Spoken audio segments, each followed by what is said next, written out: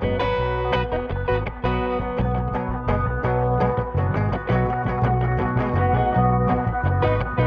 you for joining me on this special edition of Flying Tales. I'm Ken Wayne, KRON 4 anchor and pilot. You can see my plane behind me. What we're missing this time is our dog Mango. He passed away last year, but he's still in our hearts as we continue our rescue missions. And this is a big one, the biggest one so far. It's an international rescue story. It involves getting that cat out of war-torn Ukraine and bringing him here to the Bay Area. That might seem like a lot of effort to get a cat, but it was also an effort to mend the heart of a sad little girl. Hi, my name is Agnes. This is a story of a little girl and a cat. I have a big family. These were the happy days, the days before the war.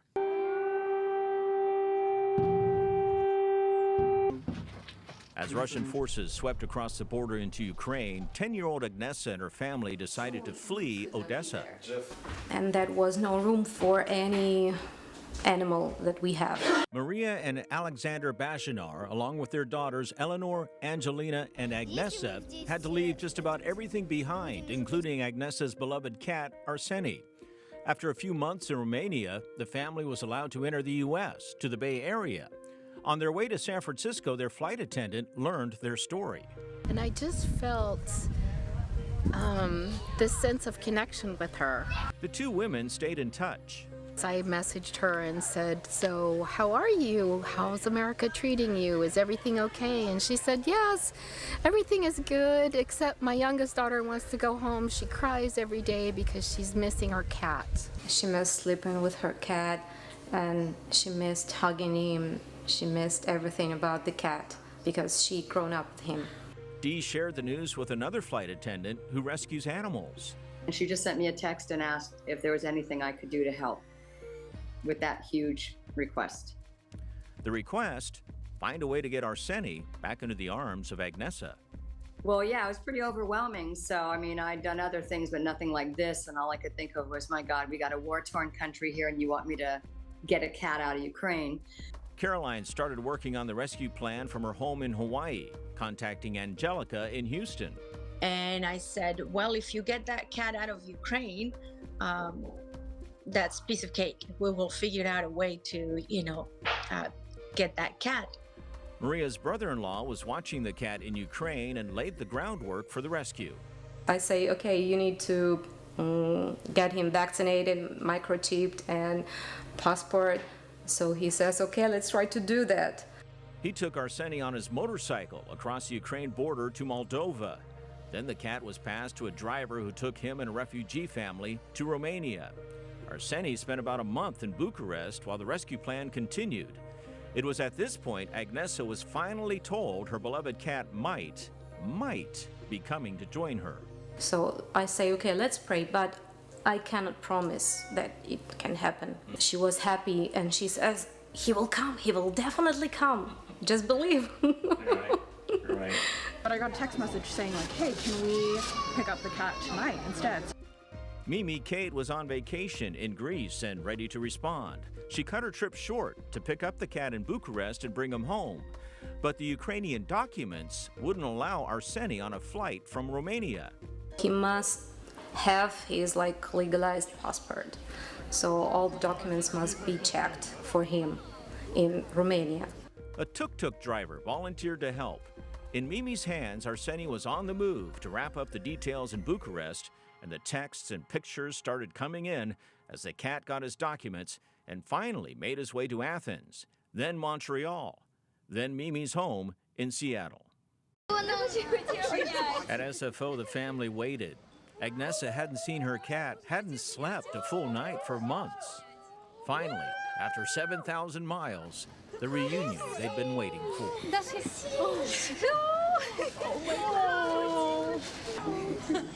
can't smoke the cat. Not this one. Family's here. After that incredible journey, the family and their cat Arseny are now in Sonoma County, working on a new start here in America. There were tears and smiles, hugs and balloons at SFO when 10-year-old Agnesa was finally reunited with her beloved cat Arseny. The Bazinar family, Father Alexander, Mother Maria, and daughters Eleanor, Angelina, and Agnesa, are adjusting to their new lives. Arseny has a new playmate, a kitten named Tosha.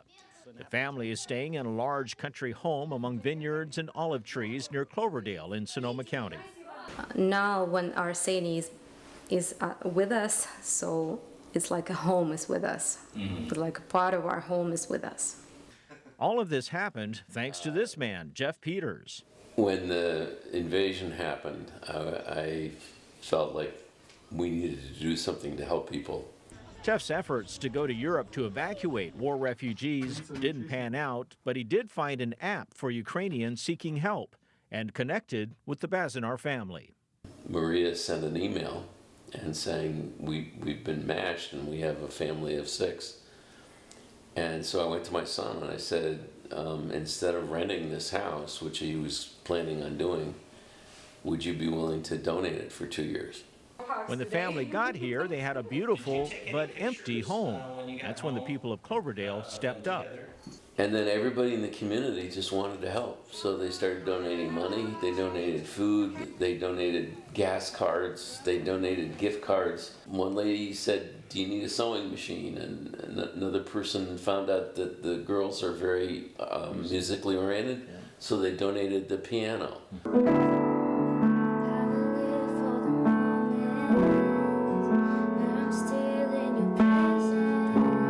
Cloverdale gave this family a lot, but Cloverdale got a lot back. The whole community has learned a few lessons. They learned about Ukraine and about the situation with refugees in Ukraine, but they also learned how to be a community.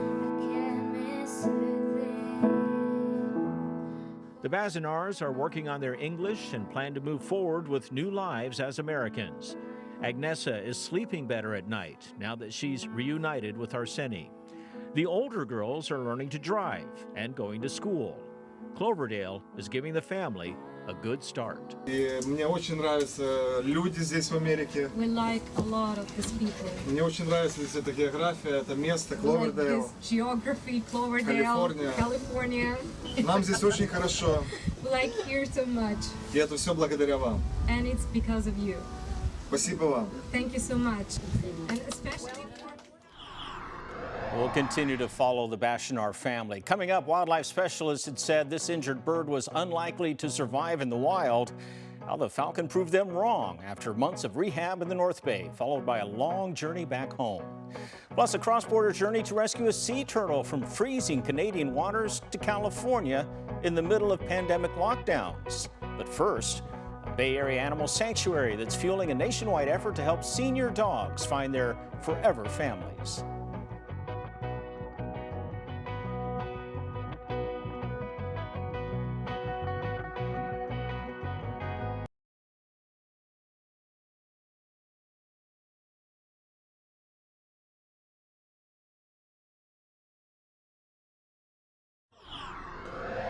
Welcome back. The last week of every October is Saving Senior Dogs Week. The annual event aims to rescue, rehabilitate, and rehome senior dogs to save them from being euthanized. It started gaining momentum across the country this year, all thanks to a senior dog sanctuary in Sonoma County. Oh, they're amazing creatures. Truly amazing creatures. I'll cry. Alice Main runs Lily's Senior Dog Sanctuary in Petaluma.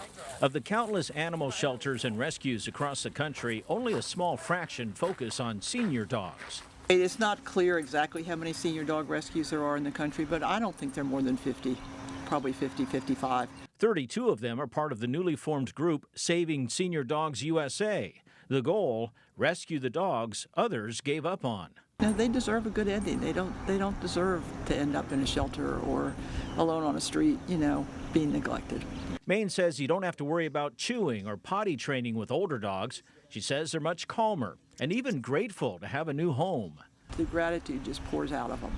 And they're easy dogs. They fit into a family easily. For the most part, you have very little behavioral problems. You have very little training problems. She says older dogs are quick to adapt to new surroundings. And yes, you can teach an old dog. Oh, yes, you can. Absolutely. They haven't given up their brains, and we've taught a lot of old dogs new tricks. So they adapt. They adapt very readily, yes. They're so grateful and they're so thankful. An added plus, bringing an older dog into the family helps children learn how to treat seniors. One of the things that's really interesting about the young families is that they say what a good role model it is for their kids to learn about senior beings and taking care of seniors and honoring seniors and respecting them. And I get a lot of comments like that from parents of people that have small kids. Maine says if you think you're doing an old dog a favor by adoption, you're only partially right. The real winner is you. The rewards are endless for us. You know, we'd like to think they're endless for the dogs too, but we get so much more out of it than we could possibly ever give the dogs. It's just really a heartwarming thing to do. Coming up next, one of my favorite stories, a flight over raging wildfires to get this guy, Patches the goat, a new home.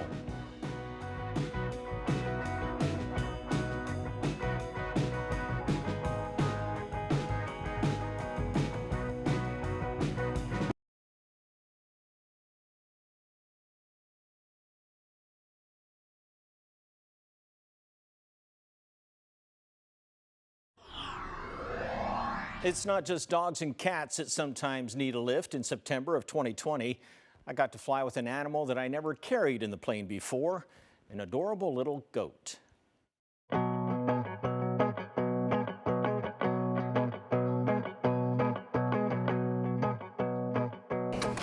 Don't jump, Patchy. I met the Upton family in the parking lot of the Whiteman Airport in Los Angeles with their little goat, Patches. This 10-year-old pygmy goat has been with the family since he was just 8 weeks old. Patchy, where are you going? He's just been like our little baby dog, basically, like a puppy. Follows us around. He was a Christmas surprise for Susan's son, Vaughn, who grew up with Patches. He's just a sweet little guy. So why do you have to let him go? We are moving from our horse property and relocating into a duplex. It's pretty hard to let him go, but I mean, I'm just glad he's going to go to a home that is going to love him and take care of him. It was time to get Patches to the plane, and that meant trying to hustle him past the unsuspecting staff at the airport office.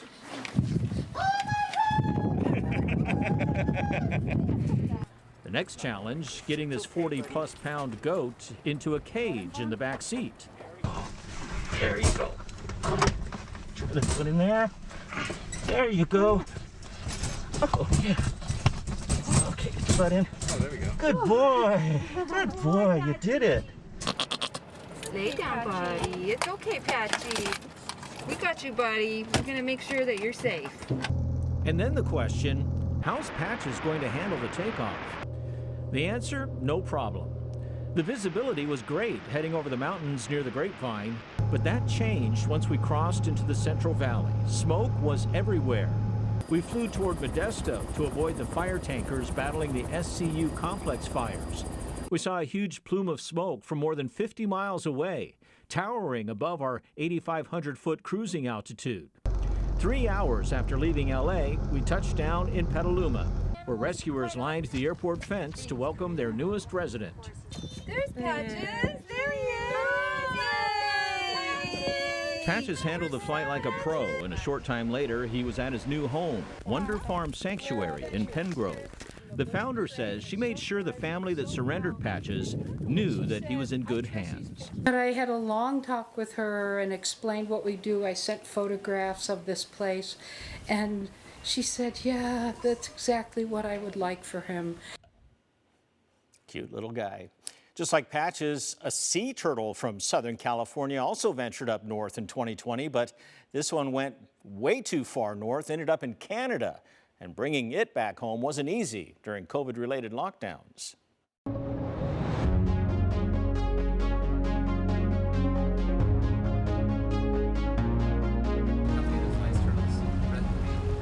A journey of more than 1,000 miles and a rehab that lasted almost a year is coming to an end off the coast of San Diego. This olive Ridley sea turtle is about to be released back to its home. They're like dinosaurs. They overcome so much. 6 of the 7 species are either threatened or endangered, and they are just amazing animals. The turtle was found on Vancouver Island, Canada, far from its home territory. Being exposed to water below 50 degrees can leave the turtle in a condition called cold stun.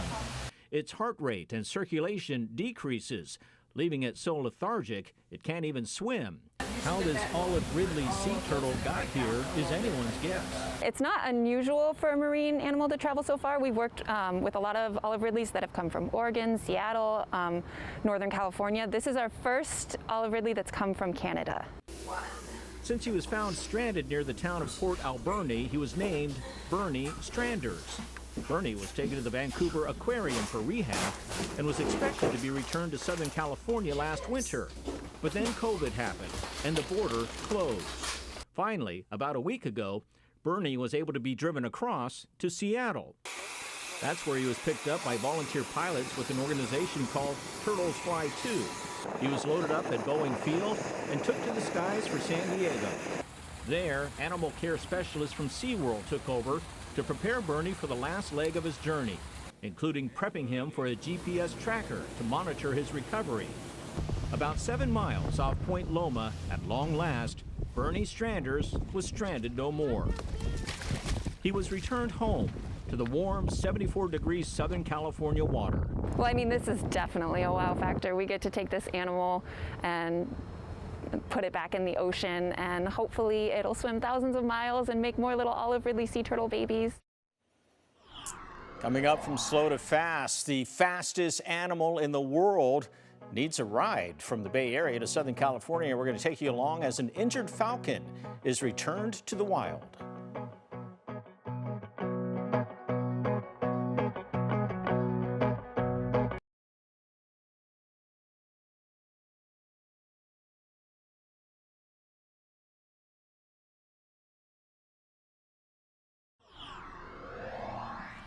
Sometimes even birds need a little lift. Back in August, I got to fly a peregrine falcon to its home territory in Southern California.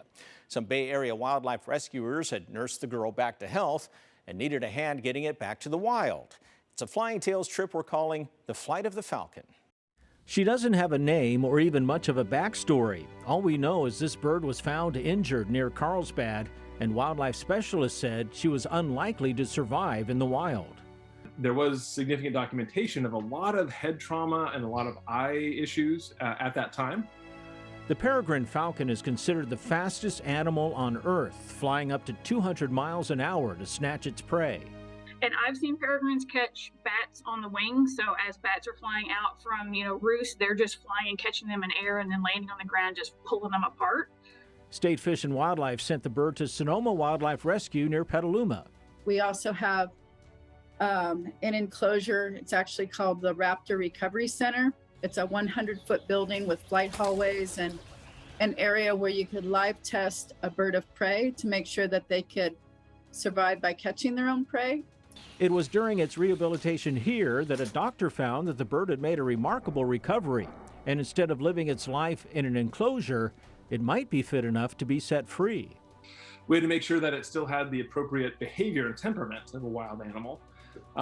And we had to make sure that its flight capacity was appropriate because there was an old wing injury as well. And so we went through all of those parameters, and over the course of a couple weeks, it did great. But it's a 500-mile drive to Carlsbad, added stress to an already high-strung animal. The falcon was put in this small cardboard box, and within minutes, we were airborne. 3.5 hours later, we were returning for final at Carlsbad.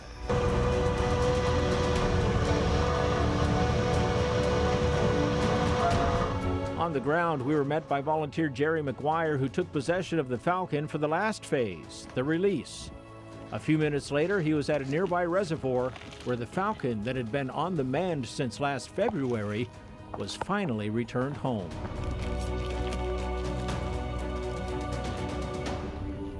That is the reward that we do this for. And with birds, of course, just being able to see them soar, being able to see them take off and take flight, which is just such an amazing capacity to be able to see that. And this particular bird, how did a couple of loops around the lake before it went off in the distance. And so, it's anthropomorphizing, but it feels like it's saying goodbye, that it's saying thank you on the way out. Some of the videos that I got to see of it flying to freedom were just I still can't stop thinking about it. It's just extraordinary.